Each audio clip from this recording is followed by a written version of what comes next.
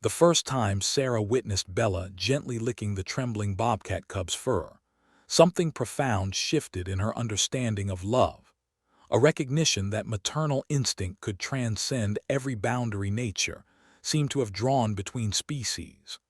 Her breath caught as the golden retriever mix carefully positioned herself around the three tiny, orphaned cubs, her warm body creating a protective circle that spoke of devotion deeper than biology. She hadn't expected this when she'd agreed to foster the traumatized cubs at Whispering Pines Wildlife Sanctuary, following their rescue from the illegal wildlife trade that had claimed their mother. But here she was, witnessing an impossible bond forming between a rescue dog who had recently weaned her own puppies and three wild felines whose amber eyes held the trauma of too much loss too young. In that suspended moment of connection, Sarah felt the weight of her own doubts, the crushing uncertainty about whether these cubs could ever heal from their ordeal, begin to shift ever so slightly, as if Bella understood something about nurturing that humans often complicated with their fears. If you enjoy the video, please like it and subscribe to the channel. Sarah had first seen the three bobcat cubs 2 weeks after they'd arrived at the sanctuary. The call had come from wildlife authorities, illegal wildlife traders apprehended with a truck full of exotic animals, including these three cubs whose mother had been killed for her pelt. She'd stared at the tiny creatures huddled in the corner of their enclosure, unable to explain why their silence haunted her more than any cry for help could have. The cubs, 2 males and 1 female, had been barely 4 weeks old when rescued, their eyes still blue with infancy, their spots soft and undefined. The trauma had left them withdrawn and suspicious, refusing the bottle feedings that were crucial for their survival. Dr. Martinez, the sanctuary's veterinarian, had grown increasingly concerned as the cubs continued to lose weight despite every intervention they'd tried.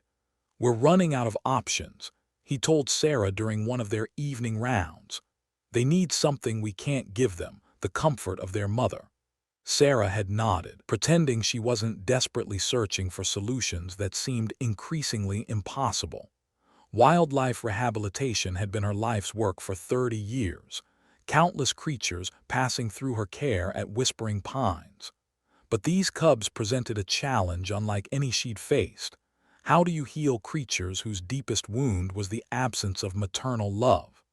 Her granddaughter Chloe, a college student studying animal behavior, had been spending the summer at the sanctuary, helping with the daily care routines.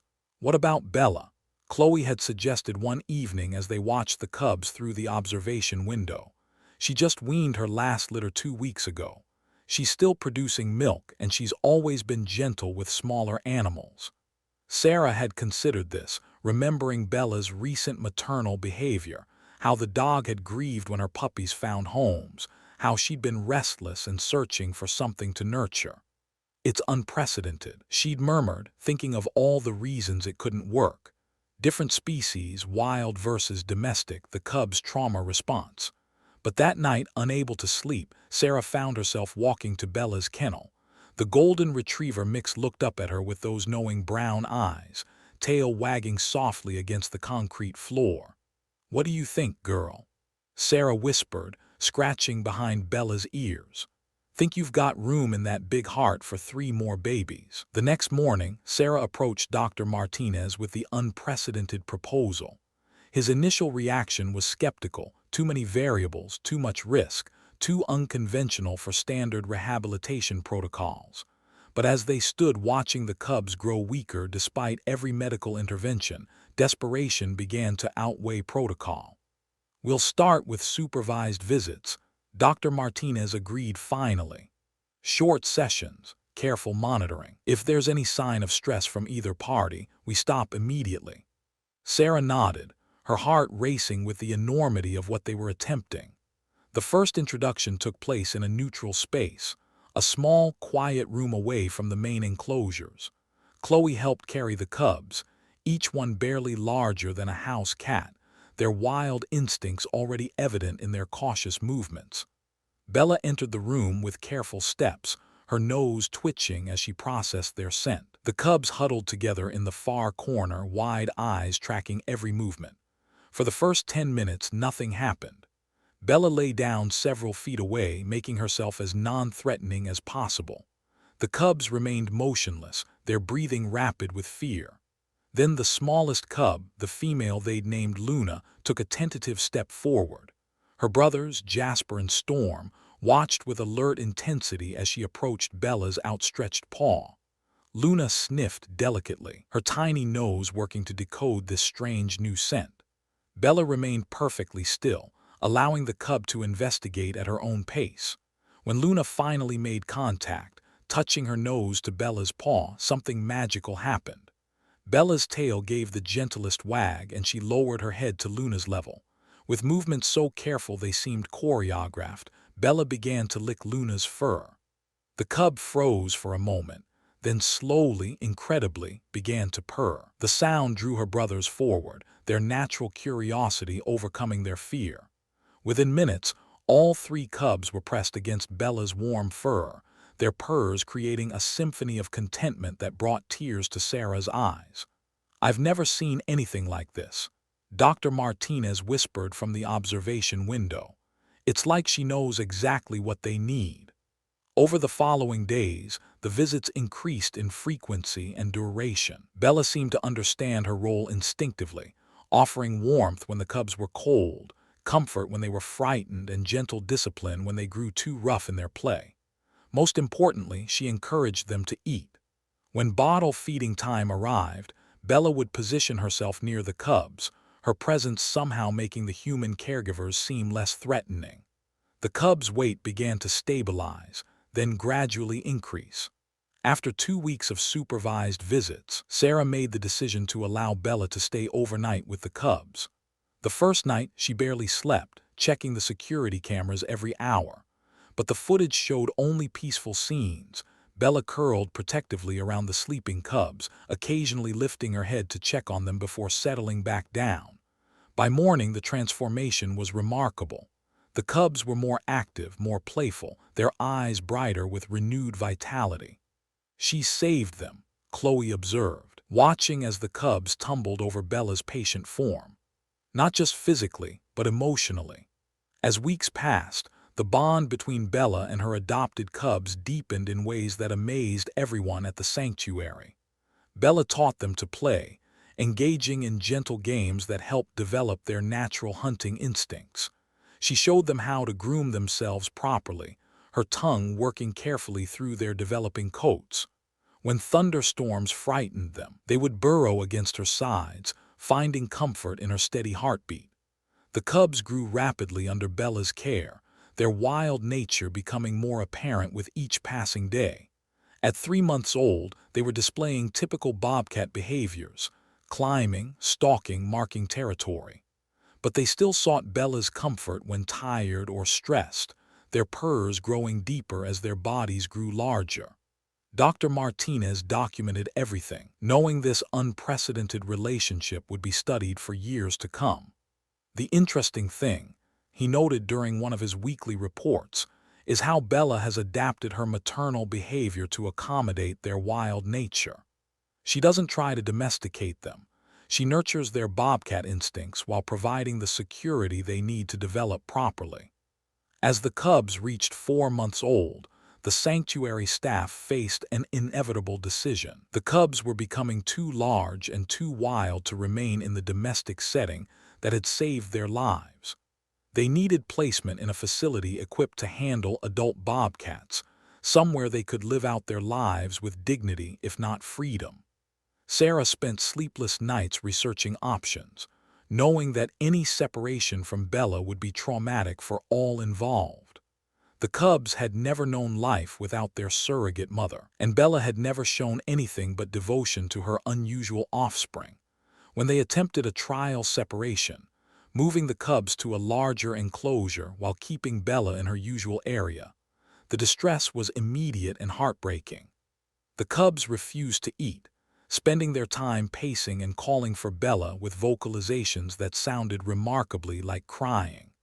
Bella was equally distraught, whining and scratching at the door that separated her from her adopted children. "We can't do this to them," Chloe said, tears streaming down her face as she watched Bella's desperate attempts to reach the cubs.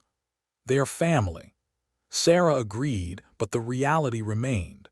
The cubs needed specialized care as they matured, and traditional wildlife facilities weren't equipped to accommodate a dog companion.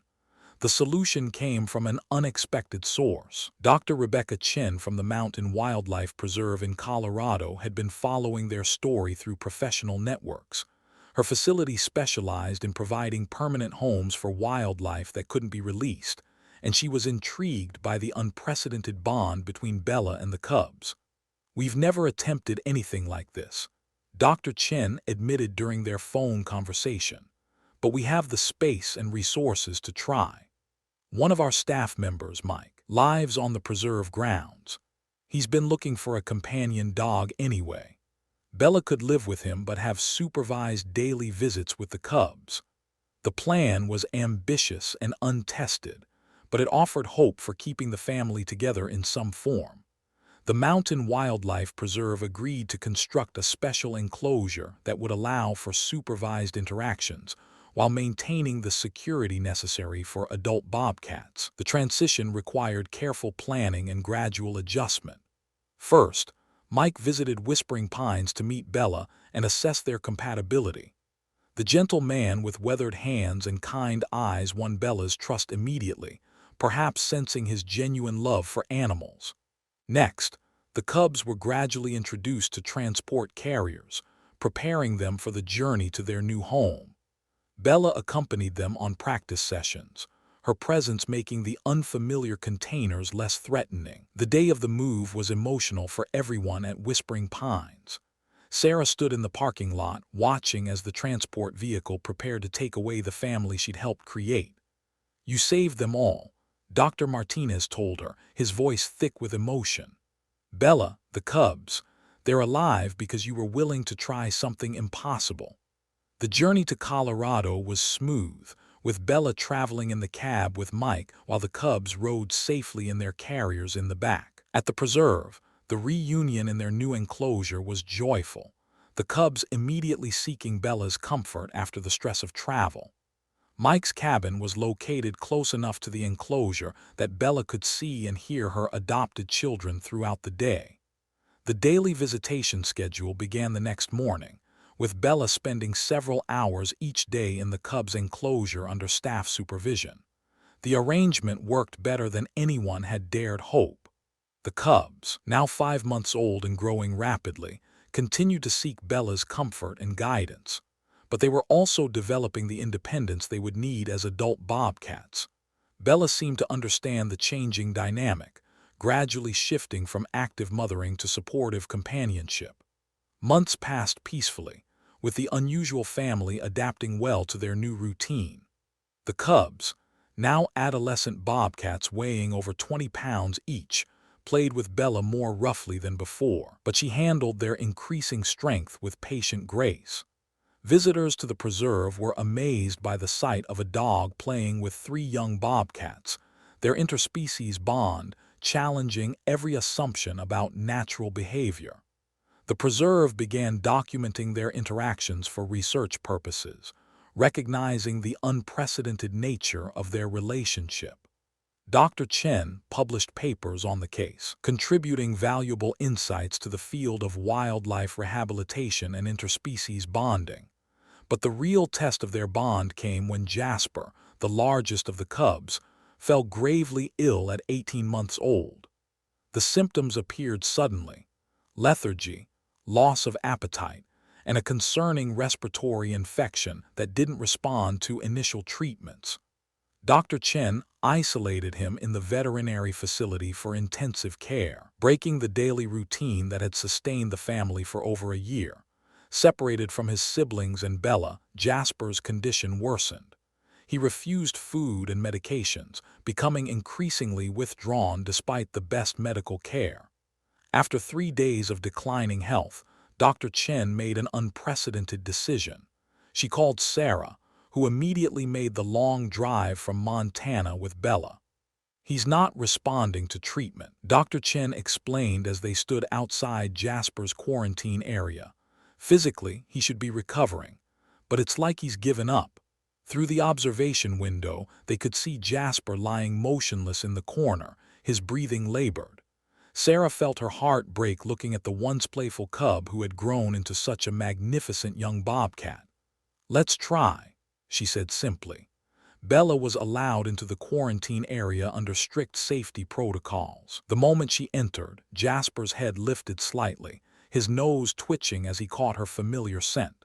Bella approached slowly, her tail wagging gently as she recognized her adopted son despite his illness. When she reached him, she lowered herself to the floor beside him, her warmth enveloping his weakened form. The change was immediate and profound. Jasper's breathing steadied, and for the first time in days, he lifted his head to touch noses with Bella. That evening, with Bella curled protectively around him, Jasper ate his first meal in 4 days. He accepted his medications without struggle when they were administered in Bella's comforting presence. Over the following week, Jasper's recovery accelerated dramatically. Bella remained by his side throughout his treatment, providing the emotional support that medical intervention alone couldn't offer.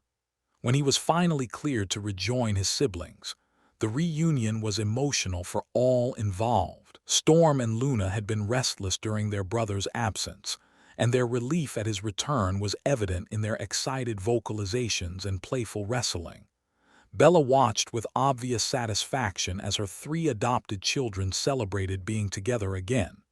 "She saved him," Dr. Chen observed, watching the family reunion. The medical treatment was necessary, but her presence was what gave him the will to recover. The incident reinforced the preserve's commitment to maintaining Bella's role in the Bobcats' lives. As the cubs matured into young adults, their relationship with Bella evolved but never diminished. At 2 years old, they were fully grown bobcats, weighing between 30 and 40 pounds each. Their wild instincts were fully developed, their behaviors indistinguishable from bobcats born in the wild.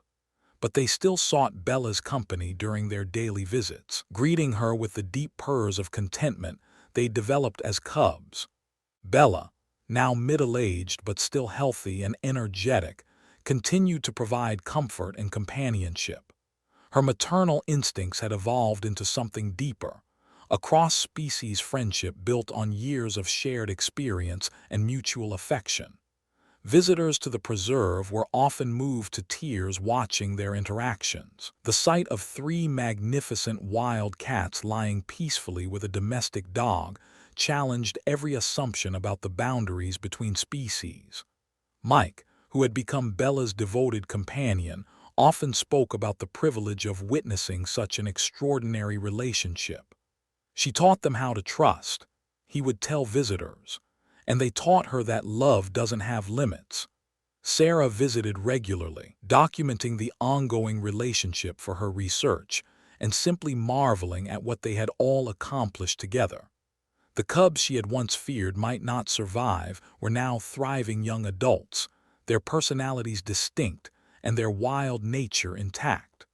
Luna had grown into a graceful female with her mother's independence, but also her capacity for gentle affection. Storm was the most playful of the 3, often initiating games with Bella that showcased both his predatory skills and his enduring trust in his adoptive mother. Jasper, perhaps because of his illness, remained the most attached to Bella, often positioning himself closest to her during their visits. As the years passed, their story continued to inspire others in the wildlife rehabilitation community. The Mountain Wildlife Preserve became a research center for interspecies relationships, with scientists studying the long-term effects of cross-species bonding. Bella's story was featured in wildlife journals and documentary films, but she remained unchanged by fame, a gentle dog devoted to her unusual family. On quiet evenings, Sarah would sit with Mike and watch Bella with her 3 grown bobcats, marveling at the improbable family they had all helped create. The cubs she had once bottle-fed were now magnificent predators, but they still sought the comfort of Bella's presence when thunderstorms rolled across the Colorado mountains. "Do you think they remember being cubs?" Chloe asked during one of her visits, now a graduate student specializing in animal behavior. Sarah watched as Jasper gently headbutted Bella's shoulder, the same gesture of affection he'd shown as a tiny cub. "I think they remember what matters most," she replied. "They remember being loved." The most profound connections Sarah had learned through this extraordinary journey often came in forms no one expected. Sometimes healing required abandoning every rule and trusting in the wisdom of the heart. Bella had shown them all that maternal love was not bound by species, that family could be chosen rather than inherited. The three bobcats had taught them that wild nature and deep affection could coexist, that trust once given could endure a lifetime. In a world that often emphasized the differences between species, between wild and domestic, between natural and impossible, this unlikely family had created something entirely new. They had proven that love, in its purest form, recognized no boundaries. And in the quiet moments of their daily reunions, as a dog and three bobcats touched noses in greeting, the most profound truths about connection and healing were demonstrated without a single word being spoken. Sometimes all it took was the courage to open your heart, and the wisdom to recognize when love was being offered in return, regardless of the form it took. If you enjoy the video, please like it and subscribe to the channel. See you in the next video.